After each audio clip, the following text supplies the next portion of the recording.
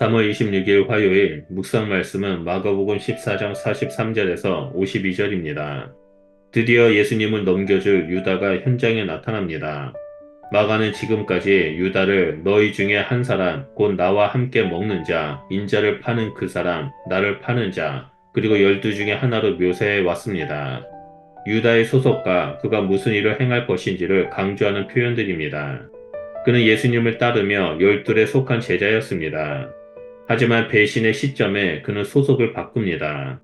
유다가 혼자가 아닌 검과 몽치를 가진 한 무리와 등장합니다.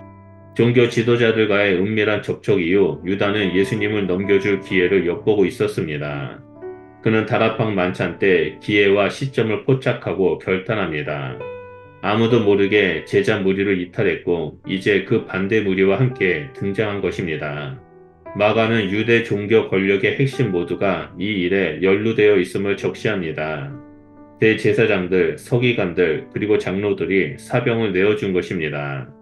그들이 검과 몽치를 지참했다라는 것은 혹시 모를 충돌을 대비한 것이겠지만 좀 더 신속하게 무력으로 제압하기 위해서일 것입니다. 유다와 무리는 예수님을 잡기 위해 서로 계획을 짜놓은 상태입니다. 유다가 입맞추는 그가 예수님입니다. 유다는 이 모든 것을 치밀하게 계획했고 작전은 일사불란하게 수행됩니다. 하지만 예수님은 이 모든 것을 간파하고 은밀한 작전에 공개적으로 자신을 노출시킵니다. 유다의 작전이 성공한 것이 아니라 그렇게 넘겨지는 것이 하나님의 계획이기 때문입니다. 드디어 유다와 예수님이 만납니다. 유다는 어둠 속에서 스승을 정확하게 식별했고 다가가 랍비어라고 부르며 입을 맞춥니다. 요한은 여기서 상당히 다른 장면을 소개합니다. 예수님이 먼저 너희가 누구를 찾느냐라고 물으십니다. 이렇게 2번 반복하신 후 무리를 향해 제자들은 보내라고 말씀하십니다. 서사의 초점이 유다가 아닌 예수님에게 둔 결과입니다.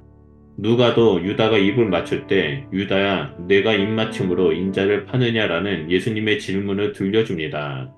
마가는 장면의 신속성과 긴박성을 강조합니다. 유다의 입맞춤이 있자 무리가 즉시 달려들어 예수님을 체포합니다. 그때 곁에 있던 한 사람이 칼로 대제사장의 종의 귀를 떨어뜨리는 저항을 합니다. 이 장면은 사복음서 모두를 기록하는데 정보를 종합하면 다음과 같습니다. 그의 종의 이름은 말고였으며 잘린 귀는 오른쪽이었고 칼을 휘두른 한 사람은 다름이 아닌 베드로였습니다. 그리고 예수님은 잘린 그의 귀를 치유해 주십니다.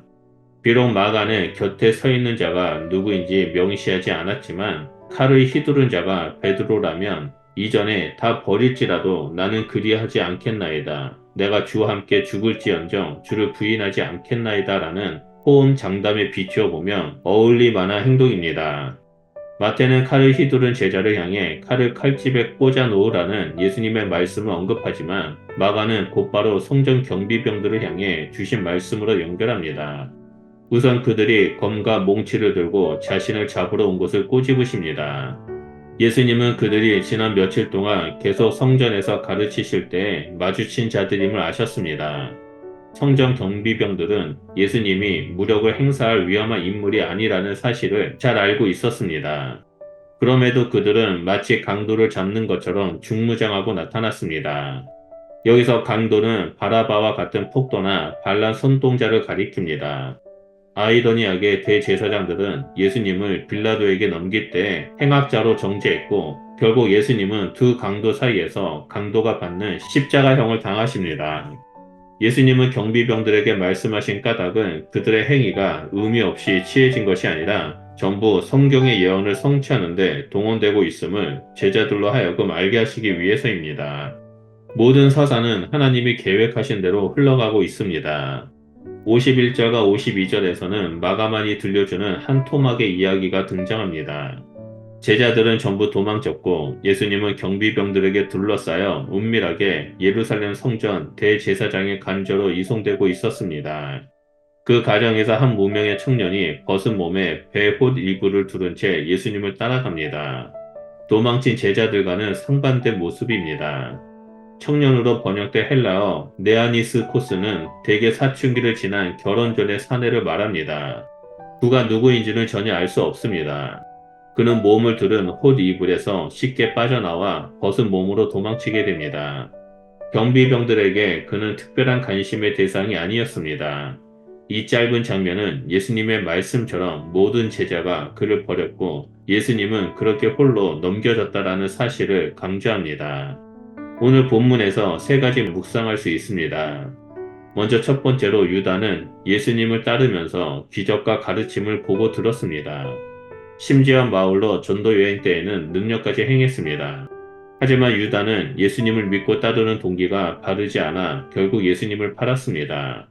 이러한 모습을 보면서 우리 역시 예수님을 믿고 따르는 올바른 동기를 가지고 있어야 한다는 사실을 볼 수 있습니다.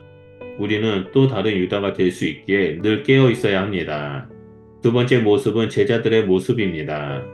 예수님이 잡히자 제자들은 두려움에 사로잡혀 도주했습니다.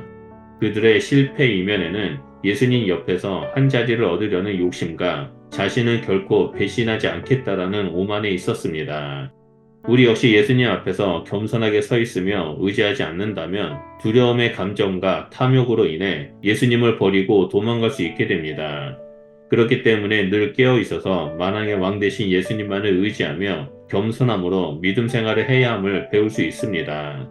마지막 세 번째 모습은 예수님입니다.